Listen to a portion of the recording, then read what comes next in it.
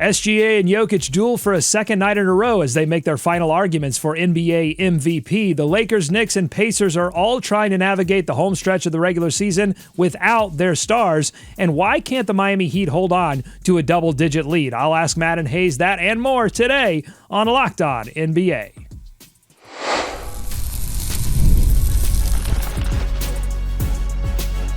You are Locked On NBA, your daily NBA podcast. Part of the Locked On Podcast Network, your team every day. Welcome to Locked On NBA. Thanks for making us your first listen of the day. We are free. We are available wherever you get your podcast. Part of the Locked On Podcast Network, your team every day. I'm Doug Branson, host of Locked On Hornets and your Shot Clock Sherpa, guiding you through the NBA's biggest stories with the help of Locked On's local experts. And we're doing it every day. And with me, as always, two of Locked On's premier national NBA experts from the Locked On Nuggets podcast and senior NBA writer for the Action Network. He's our man of 1,000 podcasts. It's Matt Moore. I learned there was a different type of cloud than I had ever heard of. I only heard there was 3 types of clouds. Apparently there's one called noctilucent, which only comes out at twilight, and it's my daughter's favorite type of cloud. Wow. The more you know.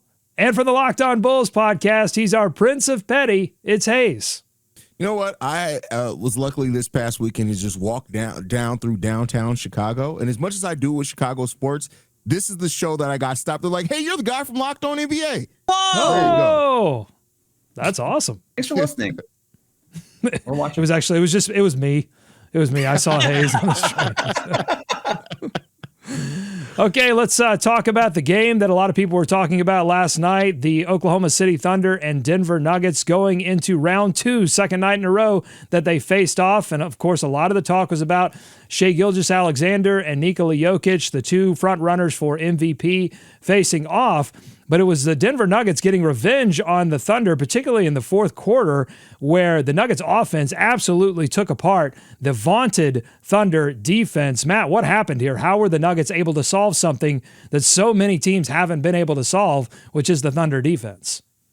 So it starts, I think, on the defensive end for Denver. They used a two-fist approach in terms of squeezing Shai Gilgeous-Alexander to get the ball out of his hands and make other guys make a play. With Jalen Williams out due to injury after the half, that really limited their ability to create. And that meant that Denver was not having to play transition defense as much, so they were able to get into their sets quicker and be able to take advantage. Nikola Jokic was absolutely phenomenal. The biggest thing I kind of want to shout out is the Nuggets screening action. The Nuggets are not a great screening team outside of Jokic, but the other guys did a phenomenal job, and Murray was able to pop off of those screens and get separation. Jamal Murray was spectacular in this game. I talked about how he just missed shots on Locked On Nuggets in the first game. He knocked them down in this one. Absolutely huge. They got good contributions from Peyton Watson and Russell Westbrook hitting corner threes. The Nuggets shot outrageously well. They shot outrageously well in this game. So that's a big part of it. But they also generated great looks by forcing the Thunder into bad decisions because of Nikola Jokic. I mean, you look at the Thunder and them going on a 26-14 run here in the fourth quarter. And over that time, like, they just spread it out. Like, Jamal Murray had 5 points. Nikola Jokic had 4. Peyton Watson had 6 points. They spread it out. They shot the ball hugely effectively, 10 of 11 during that stretch for 90%. And also, the Thunder didn't take threes. They only went 1 of 4 over 3. Like, the Nuggets just played a very sound two-way game during that stretch in the fourth quarter, and it stopped all the momentum and it put it back into their hands, and then they just rolled it out the rest of the way. Like, the Nuggets played a really solid game throughout the entirety of this game, but that 26-14 run where they separated themselves at, it was 101-99 with the start of that in favor of Denver, 127-113 at the end of it. Just really, really fun run. Yeah, fantastic game. Let's go out to Locked On Thunder and Rylan Stiles, who, among other things, was discussing the implications of this game as it pertains to a potential matchup between these two teams in the NBA playoffs. Oklahoma City Thunder losing to the Denver Nuggets, snapping their winning streak in the second night of a back-to-back in which Jokic and Murray and the Nuggets role players were awesome. The Thunder went cold in the second half. There was a lot of ebbs and flows in this game. It was a game of runs, and it was a game that showed you what a playoff series would look like, which is competitive, which is volatile, which is a series that would go the distance. Now, I would still pick the Thunder to win a playoff series between these two teams. but I would pick the Thunder to win this series in 7 games. And being built on the back of your defense, they let up 140 points tonight. That's not who this team is. That's not what this team does. But it's the second night of a back-to-back. And guess what you don't have in the playoffs? You don't have back-to-backs. Okay, Matt, is that your takeaway from this game? That if these two teams did face off in a playoff series, you're talking about an extremely close series, it comes down to a Game 7. And after these two games, do you feel like you have any kind of indication of which team would have an advantage in that situation? I would say, first off, I think it's more likely the Thunder win in less than 7 games than in 7 games. Typically, I want the home team in every single series in Game 7. The history of the NBA says that. This would be an exception. I do not think the Oklahoma City Thunder will win a Game 7 at home. I do not. I do not think they are built for that. They need to not get in type of situations like that. The back-to-back point, it's fair by Ryland. You know, the Thunder were on a back-to-back and the Nuggets were, oh, no, wait, both teams were on the second night of a back-to-back. Ryland, what are you talking about? This is what it's like. The further along a series goes, and this is like, it's okay, Ryland. Ryland's a sweet summer child. The longer a series goes, the more guys are absolutely exhausted. You can have that day in between. It ain't going to help you. You're going to be exhausted. These two teams meet. It's every other day. And by the end of that series, every team's exhausted. And Denver has shown pretty consistently outside of Game 7 last year where they blew a 20-point lead in the fourth quarter that they tend to be the team that has more energy at the end of games. They are extremely mentally tough in that regard. That's something OKC is going to have to learn about. If they can learn that in these playoffs, they'll be set. But if not, look out a little bit. You do not want to get into a Game 7. I don't care if you're at home, on the road against the Denver Nuggets, as long as Jokic and Mike Malone are there. You do not want to do that. So they have to try to avoid a Game 7. I get it that it's going to be a fun series if we get to that point, and it very well could go down to the wire, but you better hope that you don't put yourself in a situation to be in the Game 7 against the Denver Nuggets, because you just bet on them more times. Not now, to Matt's point, if they end up proving it over the course of this playoff run that they can win Game 7s, and they have that. I mean, hopefully you're avoiding that. You just don't want to be in Game 7s. Like, that's just the key thing here in the playoffs. Avoid as many Game 7s as possible, but you definitely don't want to be in one against the Denver Nuggets. Nikola Jokic, after the game, said when asked about the MVP battle between himself and Shai Gilgeous-Alexander, he said he's playing the best basketball of his career. And so his numbers reflect that. Nearly all of them, advanced or otherwise, are higher than any of his other 3 MVP seasons. Hayes, how much should that play a factor in this season's MVP discussion? I mean, it should. Everything should play a bit of a factor in it. But I like Jokic is having a historical season, man. Like that's what should play the biggest factor more than anything else. So I mean, it's going to play a little bit of a factor in it. But I think overall, like just the impact that he's had and how he raises that ceiling of that Nuggets team should be the ultimate factor more than anything else. It shouldn't matter if Shai's season is genuinely better. It's about who's having the best season. As far as however you determine valuable to be. And you can do that a number of different ways. It shouldn't, if Shai's having a genuinely better one, even if this is the best season of Nikola Jokic's career, but then you have to like really say that. Like that's the thing that you're going to have to say here is, I believe that Shai Gilgeous-Alexander's season is better than any season of Nikola Jokic's career. That's tough. That's tough, right? Tough. So that to me is where this gets into real problems is, I don't think that other seasons should play a part, but that's how uniquely insane this Nuggets season is from Jokic. Like, this is an insane performance. A 30-point triple-double, 44% from three-point range. I don't know how to comprehend this. So this is why, look, if Jokic's numbers were not this uniquely, absolutely guano insane, I would be like, it's Shai. It's a great season from Jokic, but it's Shai. But they are this good. This is the bar you have to reach in order for me to be like, I don't know, man, but they are that good. Yeah, the problem too is that Shai is on the team with one of the best records in the NBA, better than Denver's record, and Shai has had some monster games, has had some monster narrative moments, and won't be able to use any kind of past MVP seasons or past narrative moments in the playoffs to secretly enhance that resume. But at the same time, I hear everything you're saying. It's going to be one of the more difficult MVP decisions in NBA history. Hayes, I'm just interested as we sort of set the stage for an eventual discussion about who you guys like for MVP at the end of the season. What are some of the factors that you look at when you're trying to define valuable, when you're trying to set two players like this apart? What are you looking at? Individual games, performances? Are you looking at stats? What are you looking at?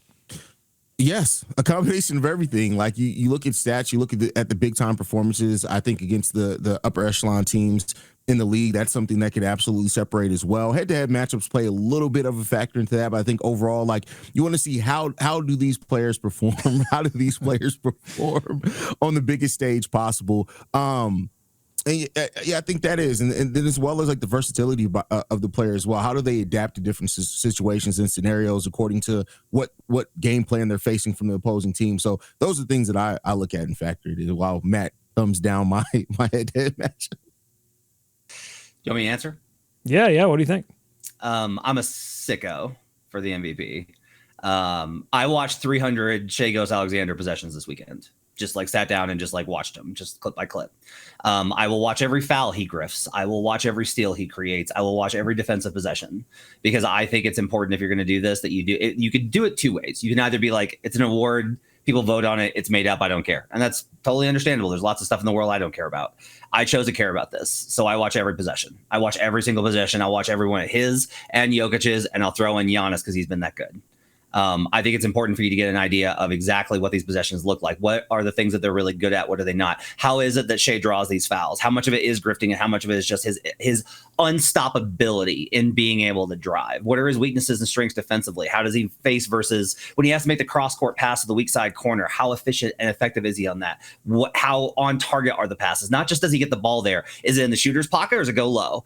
I want to get as granular as possible because I really care about this, because this is the history of the league. So I'm willing to do the work because it's my job and I get paid for it. If I was not getting paid for it, I would find something else to do with my time. But because I get paid for it, I will do the work. And I think it's important to do that. And that's how I will come out with it, as well as weighing all the stats, all the factors, and all the ideas around the MVP. Matt Moore, serious about MVP, now serious about clouds. And maybe in a future show, we'll get a most valuable cloud award.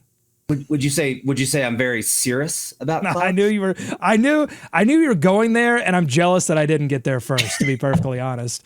Matt mentions that he's a sicko for this stuff. I've got a real basketball sicko moment from this Thunder Nuggets game that I'll ask Matt and Hayes about. This has to do with Mark Daigneault and using a little bit of strategery. We'll get to that. Plus, coming up, two teams playing without their stars, two very different results. Should the Lakers' loss to the Brooklyn Nets concern you? Does the Knicks win over the Kings prove that they can play defense and that maybe Brunson's absence can help Karl Anthony Towns? I'll ask Matt and Hayes that and more on the other side. Today's episode of Locked On NBA is brought to you by Skims. When Skims launched underwear for men, you might have wondered, does it really live up to the hype? Well, now's your chance to experience it for yourself. If you've ever struggled to find underwear that actually fits right, whether it's the waistband rolling down, the briefs riding up, or just not having the right support, well, Skims changes everything. Their men's line is designed to be the most comfortable underwear that you will ever wear, with options for everyone, from boxer briefs to classic briefs, all made with premium materials that move with you and never lose their shape. Picture this. You put them on in the morning, they stay exactly where they should be, no bunching, no riding up, just pure comfort all day long, whether you're hitting the gym, heading to work, just kicking back at home. Skims makes sure you're covered comfortably. So why not upgrade your underwear today? Shop Skims Men's at skims.com/LockedOnNBA and in Skims stores. And don't forget, after you place your order, select podcast in the survey and choose our show, Locked On NBA, from the drop-down menu. More Locked On NBA ahead.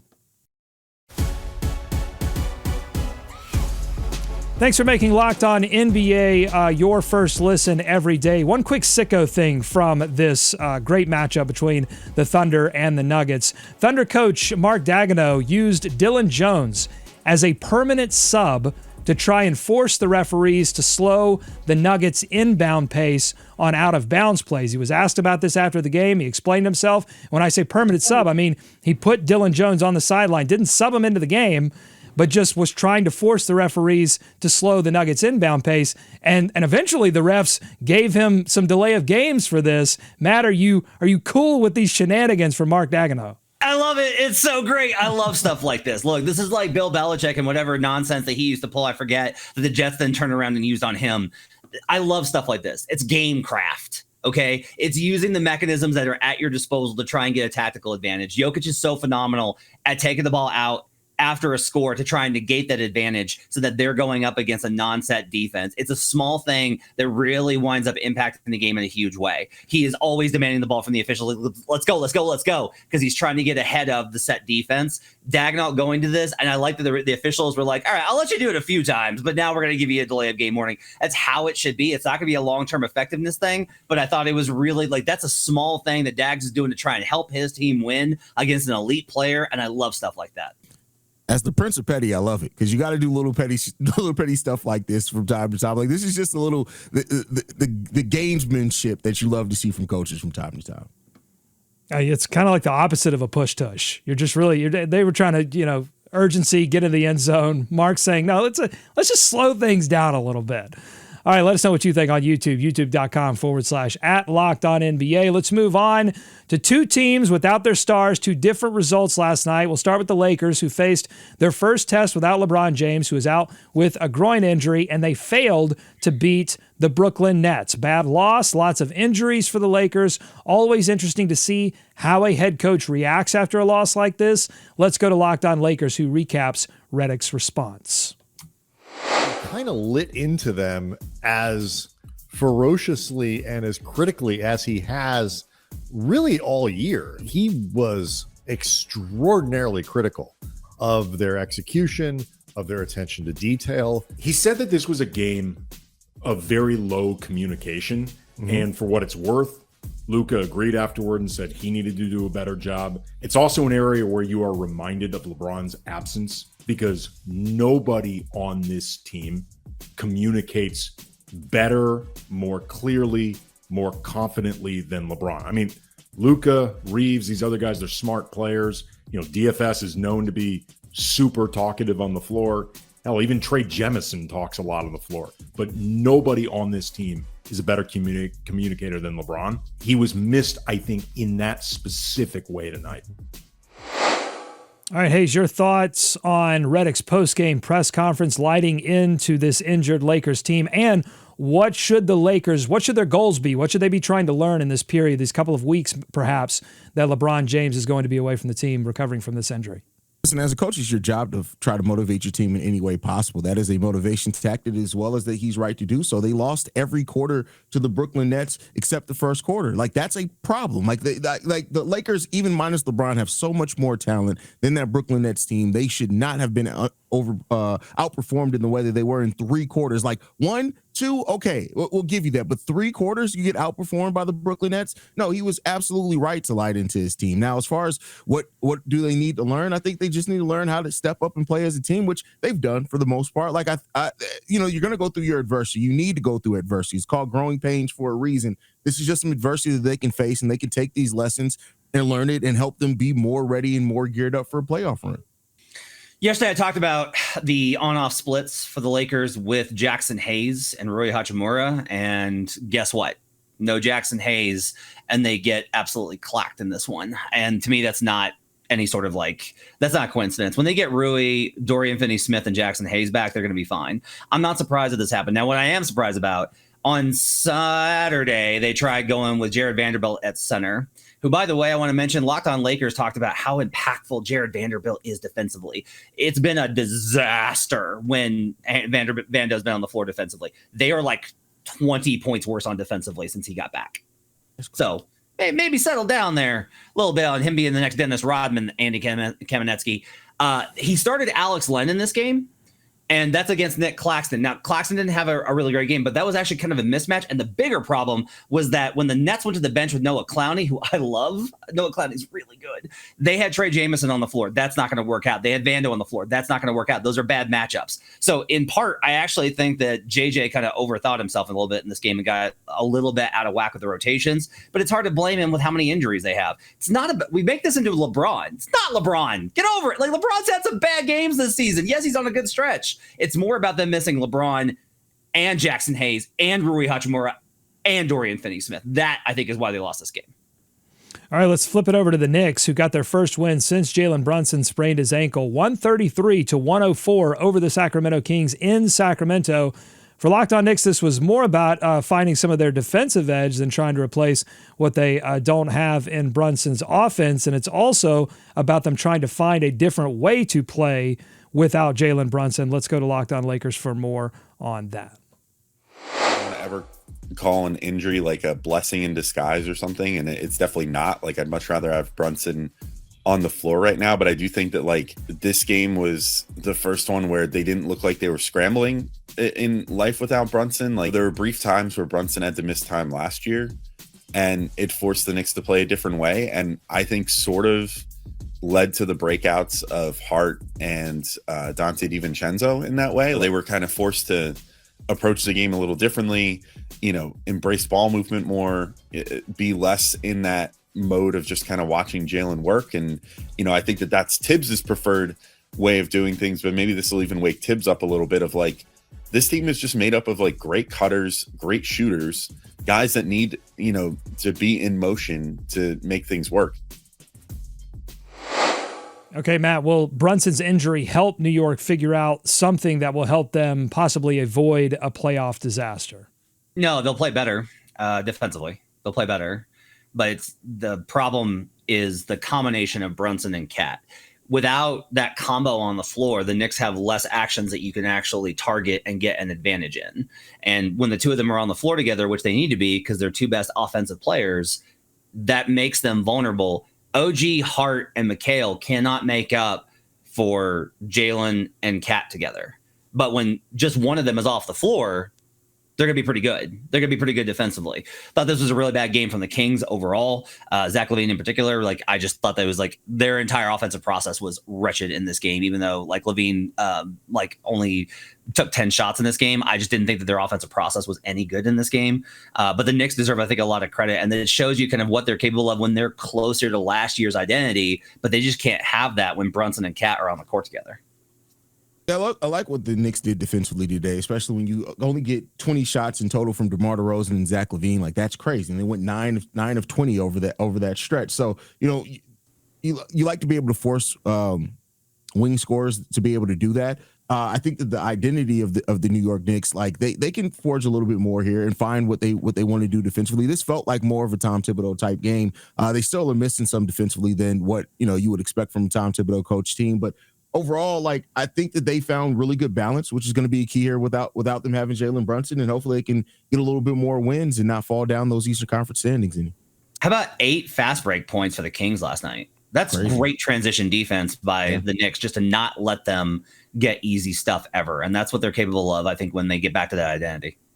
And another difference maker, Miles McBride, scoring 21, 7 assists in this game. Didn't have a great game previous in a Knicks loss, so him stepping up definitely a factor as well. All right, coming up, we're going to talk about a few more teams who are on life support right now, trying to figure things out as they make their case for postseason success, the Miami Heat and the Indiana Pacers. I'm going to ask Dr. Matt and Dr. Hayes to step in and give us a second opinion on what's going on with these two teams. That's coming up on Locked On NBA.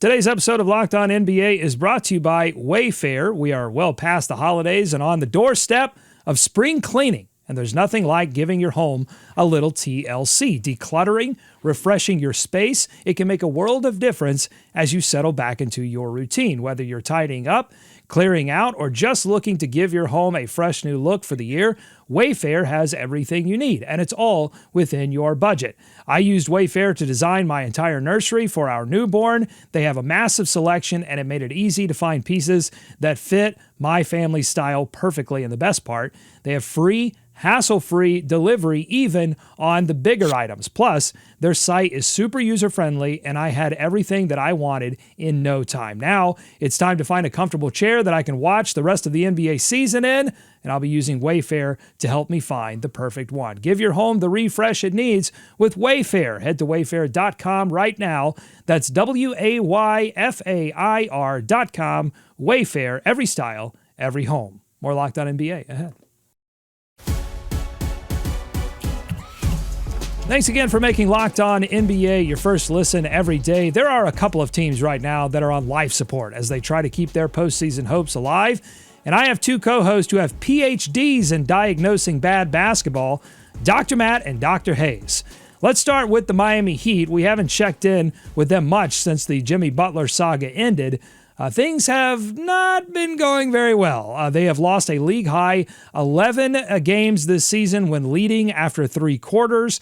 They've lost 9 games after leading by at least 15 points, 3 of those coming in just the last week plus, culminating in a 17-point blown lead to the Charlotte Hornets, who are very short on talent and very short on wins. Before we hear from Dr. Matt and Dr. Hayes, let's go to Locked On Heat for their take. Seems like this team doesn't know how to win anymore. Like they can't do anything well enough to secure a victory. And I think that's probably my biggest takeaway from all this is just watching this team. They don't know what they're doing anymore. They give up on themselves. There's a kind of lack of continuity, a lack of understanding of who's out there on the floor, maybe a lack of faith in one another. You see effort, although I would imagine it wanes over the course of games, and you see it especially in the fourth quarter when they're not trying as hard. But other than that, it seems more psychological than anything else. All right, there's the first opinion. How about the second opinion from Dr. Hayes? Give it to me straight. What's wrong with the Miami Heat? Their offense stinks. I hope that that's a scientific term. Their offense is trash. It's ugly. They're 30th in offensive rating over the last 5 games and 22nd over the last 10 games. Their offense is absolutely atrocious. Their true shooting percentage is terrible. Effective field goal shooting. They can't run an offense that does anything. Like defense actually isn't that bad. You look at their defense, how it grades out of act, it isn't that bad, but their offense is putrid. And so when you have no rhythm offensively, like you don't have to be amazing offensively, especially not to win in the Eastern Conference. But when you have 0 rhythm and you have the worst offensive rating in the league over the last 5 games, how do you expect to win those games? They're 1-4 over the last 5. They have to find some type of offensive chemistry. I don't know if I can even just blame it on the trade or whatever happened, but this just does not seem to be a team that has any type of rhythm at all together. So I think there's 2 broader kind of questions here. Is what's wrong with the Miami offense, like Hayes talked about, which is an entire game and a season issue. And then there's a clutch time performance stuff. Tyler Hero is 29% from the field in clutch time this season. That's a lot of minutes because the Heat are always in these clutch games. He's 29% from the field, and he's even worse from 3-point range. Like it's absolutely wretched. He's 18% from 3 in clutch time. 18%. That's awful. The problem, I think, though, is that from a broader perspective, Bam and Tyler don't make a lot of sense together as a 1-2 duo. They've had success before when Jimmy was the connector. If you have a connector, you can kind of use that in different ways. So it's like Jimmy and Bam can work together, and then Tyler's able to create off ball. But now it's just Tyler and Bam. That's your core. And Bam is not a traditional pick and roll big. And Bam honestly has been wildly disappointing this season on both ends of the floor. And I think that's causing a lot of these issues, is that Bam quite simply hasn't been good enough. Bam Adebayo is supposed to be your best player, and he's supposed to be a floor racer. He's been neither this season. And I think Tyler Hero is starting to succumb to the fatigue of trying to hold up the offense on his own because he's been their best player this season.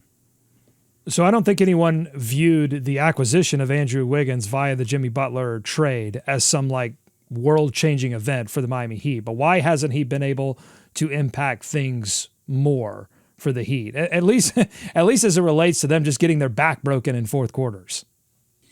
I think we got to diagnose that with a severe case of that's who he is itis. He's minus 4.4 net with the Miami Heat. Look, Andrew had a very good season in 2022 and he won a title, and he deserves a lot of credit for the contributions that he made to Golden State that season. Since then, it has not been good. It's not like the Warriors were like, oh boy, really don't want to have to give up Wiggins for, okay, I guess we'll give you Wiggins for Jimmy Butler. Like they needed to move on from Wiggins. They shopped him constantly last summer and throughout this season. They were looking at all sorts of options on moving on from Wiggins, including just salary dumping him. So like there's no big surprise here. I think Wiggins just simply hasn't been able to be a guy that makes other guys better. He's just not. And I don't know what kind of role he will have to be in order for that to happen.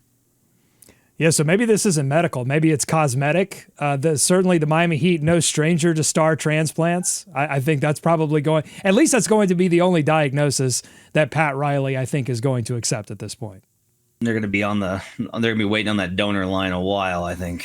All right, let's move on to the Indiana Pacers. Matt's beloved Indiana Pacers. Right now they've lost 3 straight, including an 18-point drubbing last night at the hands of the suddenly surging Chicago Bulls. Tyrese Halliburton has missed all 3 of those losses, but Locked On Pacers host Tony East says it's way more than that. The story of this game is the continued decline of the Pacers defense. And specifically, their rim defense has been really bad because of how poorly they've been keeping guys in front of them on the perimeter. So yes, this is a rim problem, but it extends out to much more than that. It's a rebounding issue. It's a guard your yard issue. It's an identifying cutters issue. And it's a connectivity issue. The word chemistry as an issue got brought up post-game today. It's March, right? Tyrese Halliburton's amazing. Very good player. I can't believe how many people are stunned, by the way, that they're this much worse without him. Regardless, last year they found ways to win. Their schedule is not very hard, but they found ways to win without him. 7-6, even with a slightly negative net rating with him off the floor. Their net rating without him on the floor entering this game was about the same as last year. They should not be searching for answers this much, but they are. And their defense overlapping with his absence, their defensive struggles overlapping with his absence, to me, has been a huge story and was a huge issue in this game. All right, Dr. Matt, we're going to start with you. This is your patient. This is a chronic issue, according to Tony East. These defensive struggles.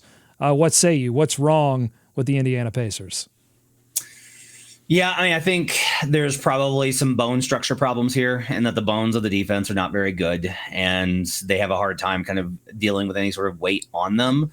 I will say that I do think this is more of a dip. If you look at kind of the overall numbers, like this is maybe just some symptom stuff, and you can maybe get through this with just like, you don't need antibiotics here. I think you're just really calling for more of just like some Flonase. Just get some congestion out and you'll be fine, because this is March and it's allergy season, and a lot of teams in this spot kind of have these ups and downs. I'm not as I don't think the situation is as dire as Tony East does. I think that probably the patient is more stable and it's just like kind of a blip.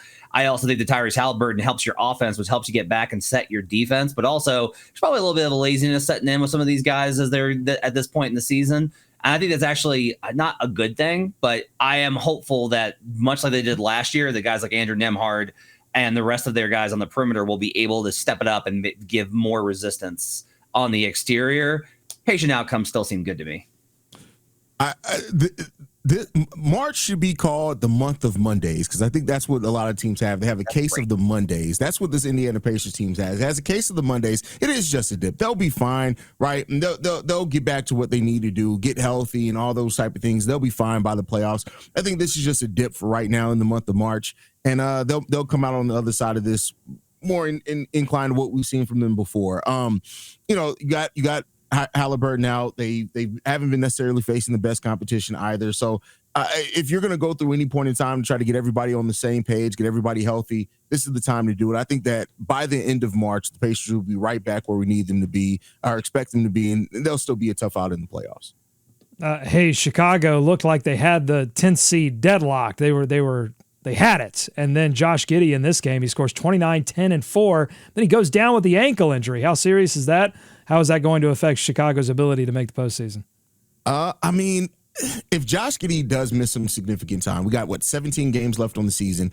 If it is a severe ankle injury to where he misses a week or more, where before I thought teams that were below them could not catch up, it does change that, because Josh Giddey has been so important to what the Chicago Bulls have been doing here lately. Even though they've only won 6 games in a little under 6 weeks, but so that would be the thing that teams need. Now I say that still watch out for Kobe White, because now if Giddey is going down, that means Kobe gets to go back to being the on ball creator and kind of do his thing. And we've already seen Kobe with 6 games straight of over 20 points. I think that it could turn into the Kobe White show. Don't know if that translates to more wins, but it could help keep the Bulls afloat. Matt, 15 seconds, final thoughts. Any more cloud facts for us as we close? I got nothing except that my daughter thinks that they all start with S. And so I'm trying to work with her on that, but I think we're okay. All right. Thanks so much for making Locked On NBA your first listen, your first watch on YouTube. If you like what you heard today, subscribe to Locked On NBA wherever you get podcasts, including on YouTube. Thanks for making Locked On NBA your first listen. Enjoy tonight's action. Be kind to each other. We're going to see you right back here tomorrow on Locked On NBA.